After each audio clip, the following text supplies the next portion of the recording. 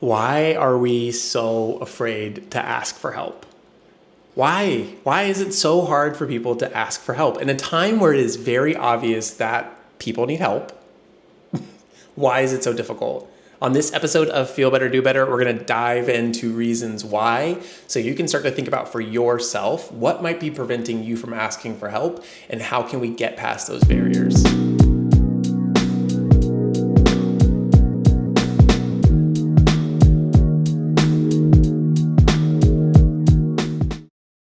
We all know those people, we may be those people who would rather sit there on fire than ask somebody for help. And obviously I don't mean sit there on actual fire, but it is so obvious that a lot of people really don't get a chance to get the help that they need because they're afraid to take that first step of asking for help. I know this was a huge problem for me. I've talked a lot about my depression when I was younger, the impact that it had on me. But one thing that I want to be really clear about is that I had people who would have helped me.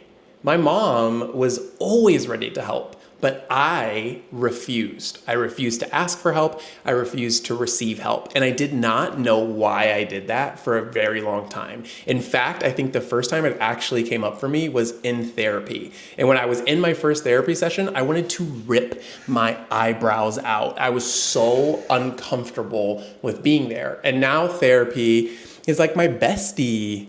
Oh God. No, but seriously, I ask for help all the time. I need help with so much stuff. I need help figuring out how to organize things. I need help figuring out how to dress. I need help figuring out how to market myself. I need help figuring out how to achieve my goals. There are lots of things that I need help for, but thankfully, because I got over one of my fears around asking for help, I'm able to get that. And that's exactly why I'm here talking about this with you today. Why do we do this to ourselves? I think it is crucial, absolutely so important that we understand why. If you're someone that struggles with asking for help, telling yourself that you need to ask for help may not work, because just trying to do the behavior that we know is better, trying to do better without understanding why we're struggling with it, can sometimes not give us the results that we want. Let's talk about it. I've compiled a list of 10 reasons why people may be afraid or do not ask for help. And let's get started. Why am I scooting so close? Number one,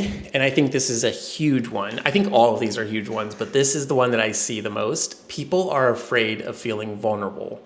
People don't want to feel weak. And so we have this belief that vulnerability equals weakness. But vulnerability is a huge, huge asset. When we know how to use it the correct way, when we are asking for help from people who want to give us help, vulnerability is crucial. To be able to say, I'm struggling, I'm going through a tough time is important. But getting over that belief that vulnerability means weakness is the first step. Number two, people are afraid of rejection. If I ask for help, I'm opening up myself to rejection. That means that somebody could say, no, I'm not going to help you. And then you're sitting there like, why did I even ask for help? That is such a frustrating feeling. And unfortunately, it's a true thing. There is a possibility that you ask for help and you're not able to get it from that person. Even worse, that person may judge you. They may make you feel like whatever you're going through is not a big deal or you shouldn't care about that. And what's really, really bad about that is that can stop you from actually asking for help moving forward. If I had one bad experience where I asked for help and someone did not help me, I might then believe that asking for help leads to rejection. What we have to understand is if you ask for help one time and you don't get the help you need, you have to keep asking. They may not be the people to help you, and even though that's hard to hear, it's important. There may be a lot of reasons why they're not able to give you that help, but it doesn't mean that you don't deserve it. Number three, feeling judged. I feel like you are going to judge me if I ask you for help. What I would offer to you, if this is something that you struggle with, is that you have to care more about yourself than someone else's opinion about you. You can't protect yourself from other people's judgment, but if you know that you gotta take care of yourself no matter what people say, that can help you get over the fear of judgment. Ooh, my ears got hot. Here's mine. Feeling like a burden. That was my biggest one. I love my mom, but my mom went through a lot of really rough stuff, and I just wanted to be good.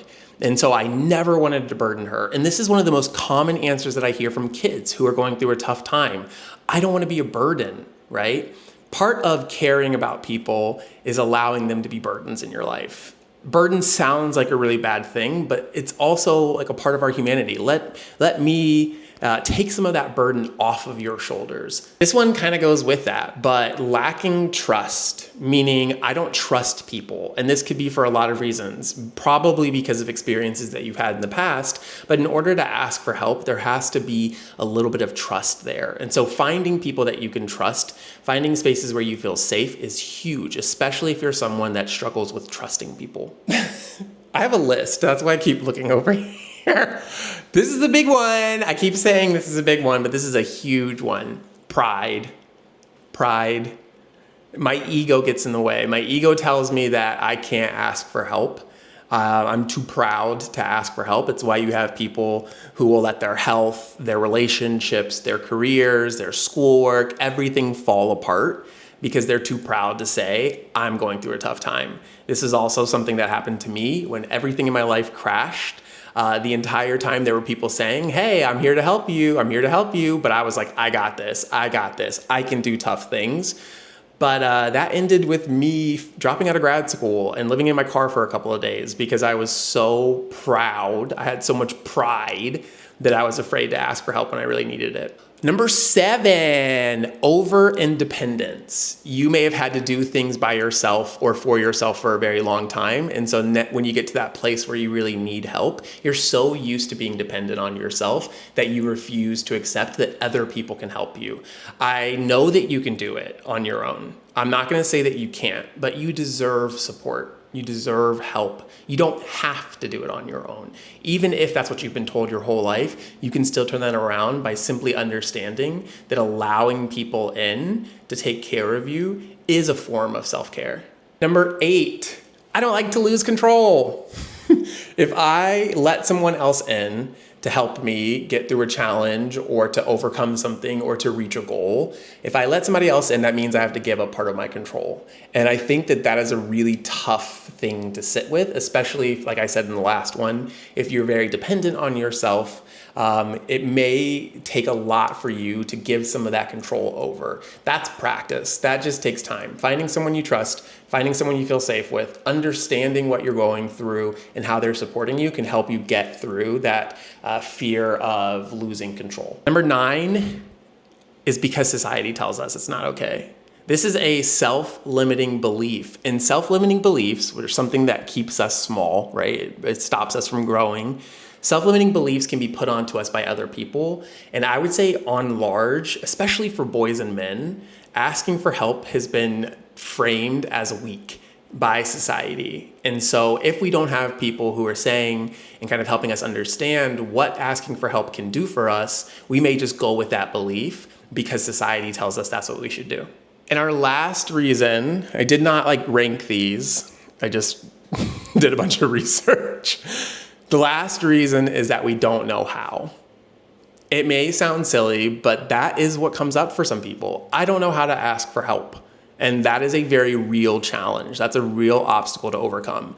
Next week, I'm going to be going a little bit deeper into asking for help, and I'm going to be covering ways that we can do this. For people who might say, I have no idea where to begin, begin there, begin with the video. But the first thing you got to do is really think about this list, understand which of these reasons might be stopping you from asking for help. That's the first step that you got to do. And as we continue to do this work together, we'll push through those obstacles. I am rooting for you. I cannot say that enough. I believe deeply in you. You deserve help. You deserve support. You deserve love. Sometimes self-care should be community care. Don't do it alone. Until next time, my friends, feel better, do better. Sending all my love.